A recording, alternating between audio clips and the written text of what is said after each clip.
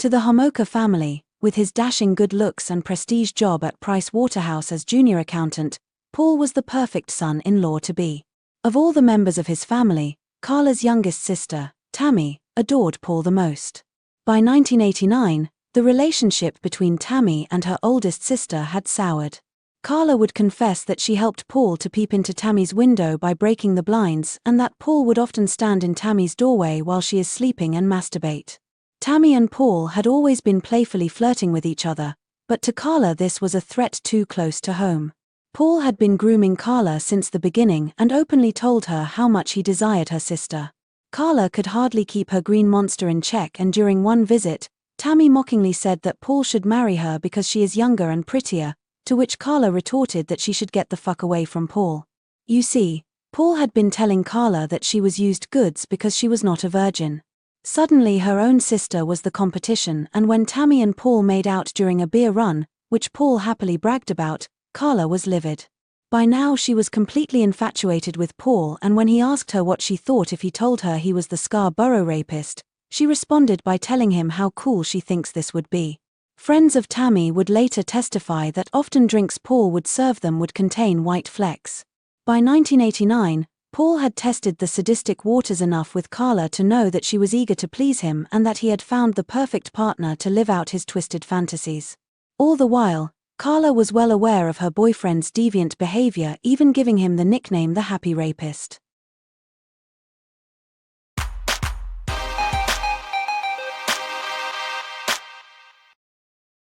More than one person would name Paul as the person in the identikit victims had compiled. Paul was interviewed for 35 minutes, appearing confident and relaxed, even conceding that the sketch looked a lot like him. He did not hesitate to give a sample of his DNA, but tragically, DNA testing was at its infancy, and with only one lab assistant on the job, processing the over 100 samples, the task was daunting.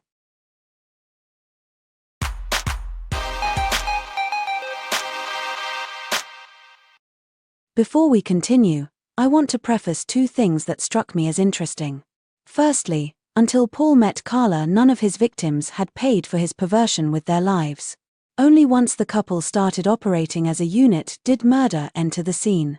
Secondly, I am struck by the fact that all the major crimes from this point on happen on holidays and celebrations. Perhaps it's just a coincidence, but let me know in the comments what you think.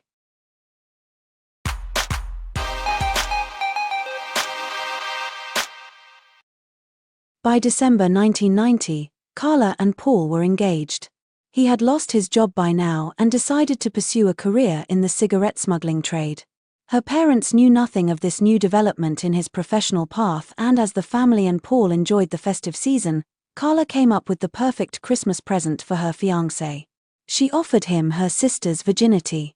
By now she had been stealing tranquilizers from the vet where she was working, and the first dose was served to Tammy in spaghetti sauce. Carla had underestimated the dosage for her 15-year-old sister, and Tammy woke up before anything serious could happen.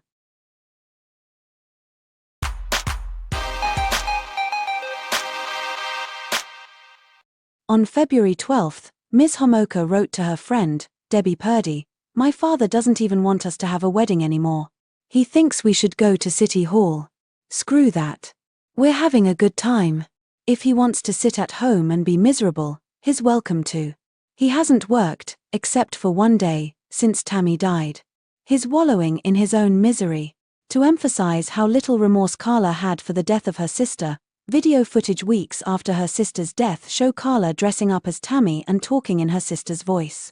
It included a rather racy strip show which climaxed with the two pedophiles having sex on Tammy's bed. A month after her sister's death, the couple moved into their own cute bungalow, mostly because the Homolka family were struggling with their grief and Paul found this annoying. Even Paul seemed to grieve more for her sister than she did.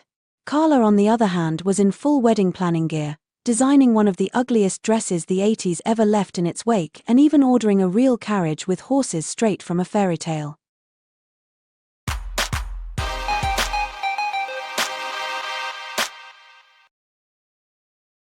One of the victims the couple raped together was only known as Jane Doe because she was only 15. Carla had befriended her while working at the pet shop and invited her for a girls' day out. They shopped and then Carla casually suggested that they go back to her house for drinks. Utterly captivated by the older girl, Jane Doe went with Carla, who wasted no time putting tranquilizers in her drink. Once the girl was unconscious, she called Paul to tell him she has a surprise waiting for him. The child abuser wasted no time and the two immediately undressed her and, as the video footage of the rape would later reveal, both were willing and eager participants. When their victim finally woke up, she attributed her nausea to it being the first time she had ever had alcohol. She left without realizing what the couple had done, and this encounter would take place once more. During the second encounter, Jane Doe stopped breathing and Carla called an ambulance, but the moment the young girl seemed to be breathing again, she cancelled the ambulance. The violation only stopped when Paul tried his luck with Jane Doe being conscious. She was so disgusted and immediately ended the unhealthy friendship with the two molesters.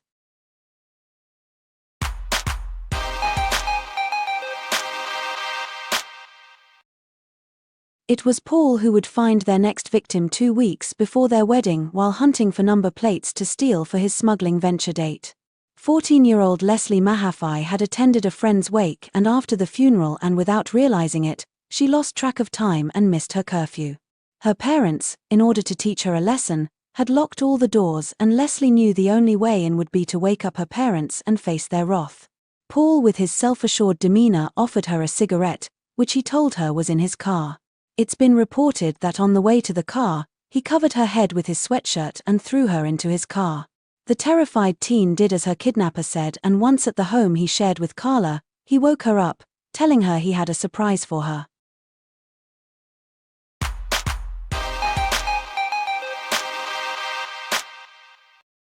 Carla was not into this abduction in the beginning.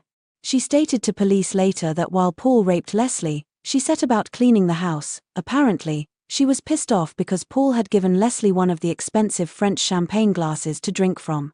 She did, however, cool off after taking a walk with her dog and returned to fully participate in the rape and assault of Leslie Mahaffey. In the 24 hours the teenager was held captive, she was blindfolded, repeatedly raped from every orifice, beaten viciously and verbally abused. She was forced to tell Paul that he was her king, but frankly I doubt anything she did differently would have saved her life. Carla at some point gave Leslie a teddy bear to hold to comfort her, but this was the only mercy the little girl was shown. According to Carla, the blindfold slipped, and the decision was made to kill her. Carla and Paul's versions of what happened next differed. He said she killed her with tranquilizers, she said he strangled her. No one will know for sure because of what happened next. It was Father's Day, and the two decided to leave Leslie's badly beaten body in the basement and deal with it after they prepared and hosted the lunch they had offered to have at their new home. Once the guests were gone, Paul and Carla set about dismembering Leslie's body into 8 pieces, hiding them in cement blocks. They took the blocks to Gibson Lake and dumped them in the water.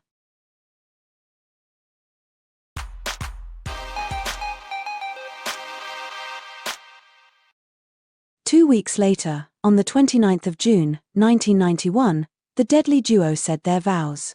Film footage of this event show a beaming couple surrounded with family and friends, celebrating the union of two families. Not too far from them at Gibson Lake, a fisherman and his wife were the unfortunate finders of the first block of cement with Leslie's remains protruding from the cement blocks. The flesh was clearly visible and soon after reporting the gruesome find, the lake was drained, and the rest were found. While Carla and Paul set off on their honeymoon in Hawaii, the Mahaffey family had to come to terms with the worst news any parent could ever receive. Leslie's retainer positively identified her, and to police it was clear that within their community lives a monster that must be flushed out.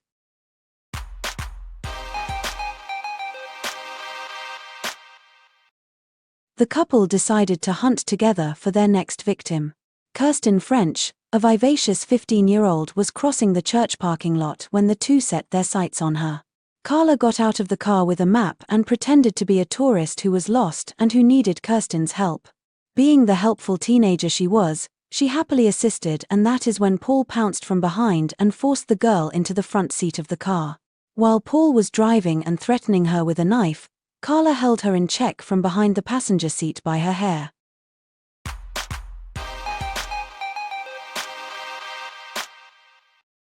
What followed was 3 days of absolute hell for the young girl. Paul and Carla repeatedly beat her and raped her.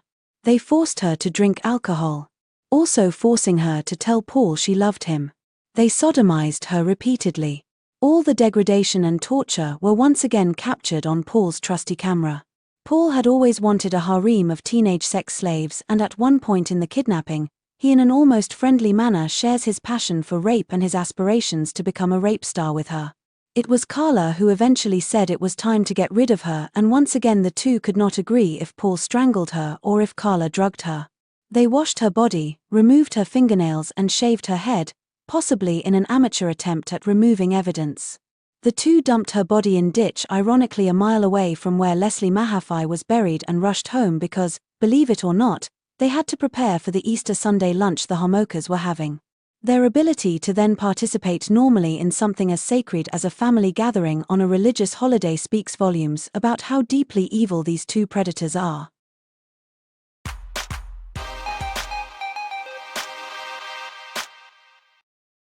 By now the Green Ribbon Task Team in Scarborough and the detectives in charge of the two missing teens' cases finally connected the dots, and a hefty reward was offered for information. Carla and Paul must have felt the heat, because the abuse at home increased. Paul killed Carla's pet iguana, cooked it on the grill and then proceeded to eat it in front of her. He took a dump on a piece of bread and forced her to eat it. Anything, from a tap she did not close properly to the slightest infraction, could trigger a beating.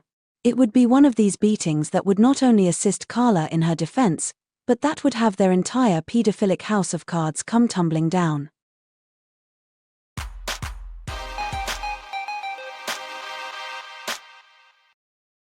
Carla and Paul had been married for about 18 months when Paul beat his wife so badly that she had to go to the emergency room. She suffered broken ribs and bruises, but the most damning injury for Paul was the 2 massive black eyes she had as a result of a concussion after Paul beat her about the head with a flashlight. Carla had enough and moved in with her uncle and soon spilled the beans about Paul being the Scarborough rapist, as well as his involvement in the death of the 2 teenage girl and her sister.